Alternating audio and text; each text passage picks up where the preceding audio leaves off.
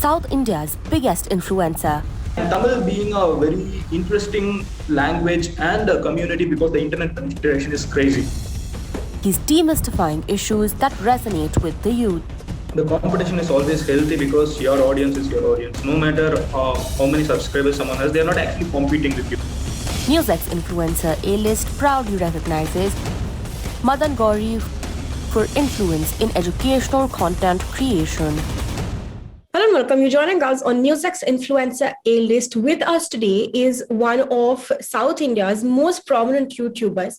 He makes videos, YouTube videos in Tamil mostly, and we want to understand from him what his journey has been like and a new application, in fact, that he's gone ahead and started. So firstly, thank you so much for joining us on the broadcast, Madan, and a very warm welcome to NewsX. Thank you, Baby. It's a pleasure joining you actually in this program. All right. So firstly, tell us, what is the Tamil YouTube space like? Because we talk about the English space and the Hindi space, but we don't quite understand the regional YouTube space or the regional content creation bit as much. What is the space like, Madan? If you could tell us a little about that. I think it's a great place to be in actually because the competition is very healthy. At the same time, what I feel is the internet penetration in Tamil Nadu is really high compared to other states. It's what I feel like. I can literally see the numbers there. So I have seen creators, who speak Hindi and have subscribers up to 20 million. So that's the number in Hindi. And Tamil Nadu is one state and Tamil is one language that is spoken by one ethnic group, but still we have I have 5 million subscribers, and I know Tamil channels that has more than 10 million subscribers. Yeah. So, it's interesting for me to look at these numbers, comparing Hindi, such a huge language with so much population there. And Tamil being a very interesting language and a community because the internet penetration is crazy. So do you think that you ever have a disadvantage, Madan, the fact that you do only, your videos are mostly Tamil, right, on YouTube.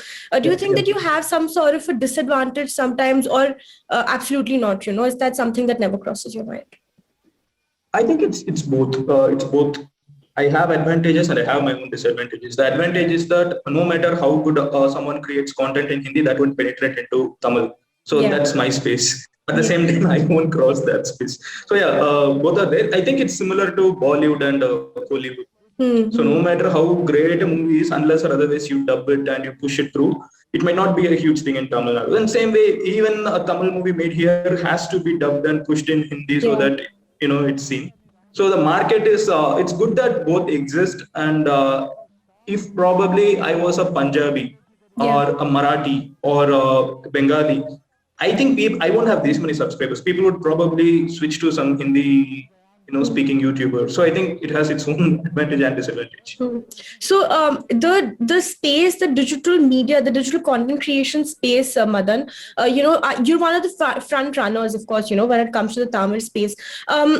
The competition, the kind of competition that you have, is it, is it as much that you would have if, let's say, you were an English YouTuber, English-speaking YouTuber, or is it lesser? What is the competition like in this space?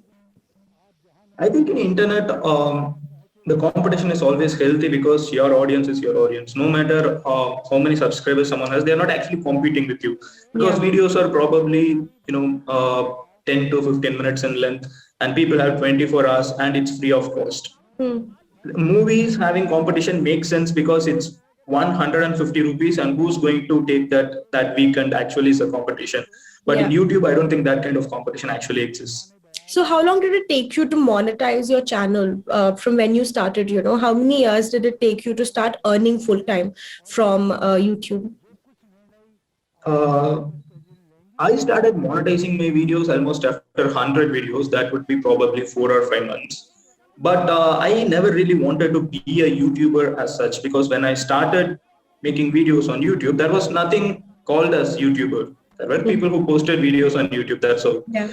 But eventually I understood that you can make money out of it. You can make a living out of it actually. First, it was making money. It was a side income. Then I understood that you can actually make a living out of it. And maybe it took me another 3 years journey to be there.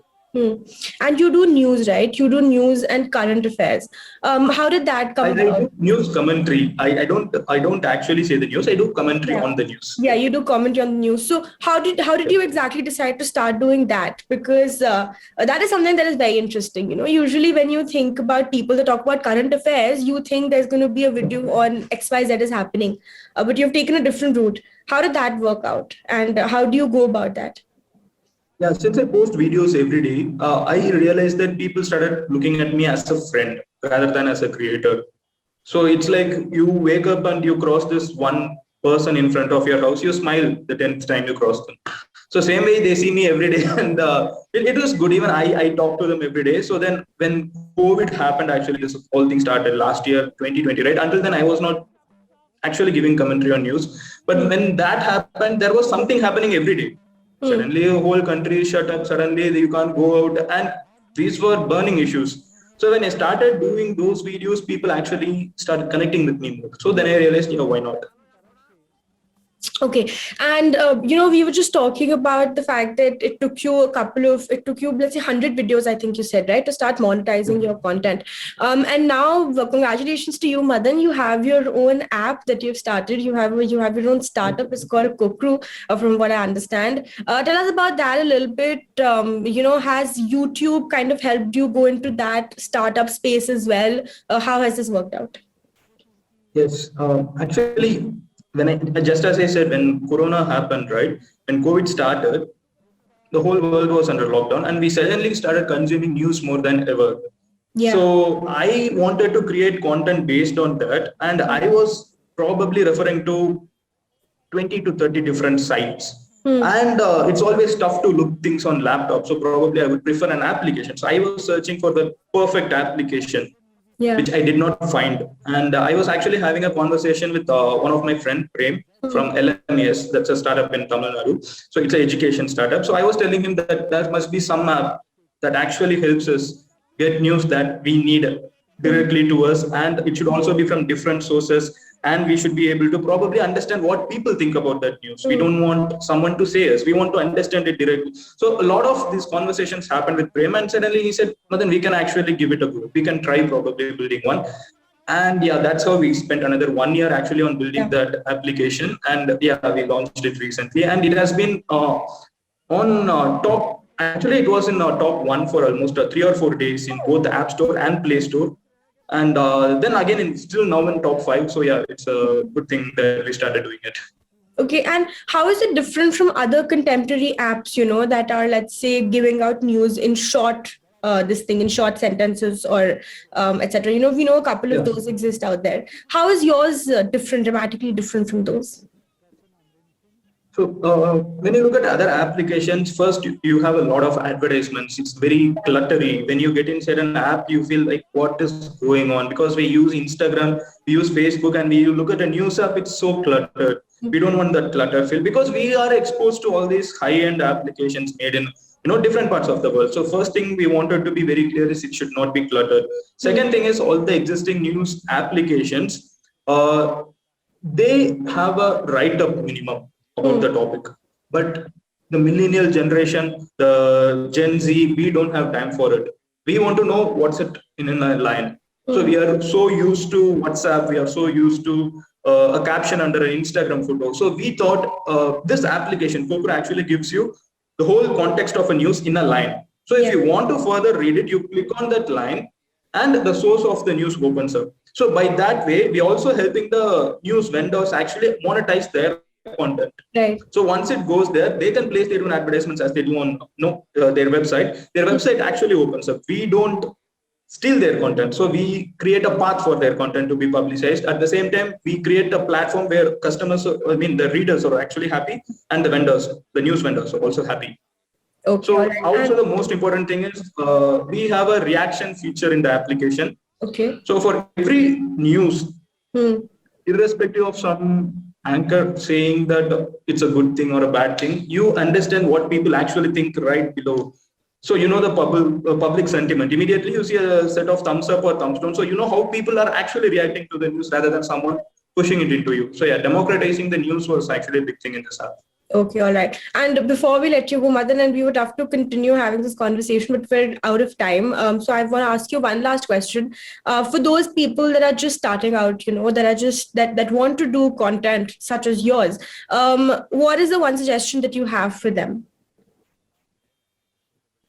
Be consistent. I think that's one thing. I know a lot of creators who started budding during pandemic. They started probably posting 10 videos, 20 videos. They didn't get the views they thought they would get. Then they stopped doing it. I think they should probably continue doing it. Eventually, they will get those numbers. Okay, all right. Thank you so much, Madan, for being with us on NewsX Influencer A-List, and it's been an absolute pleasure speaking to you. Thank you, buddy. It's a pleasure. For more such videos, subscribe to the NewsX YouTube channel, hit the bell icon.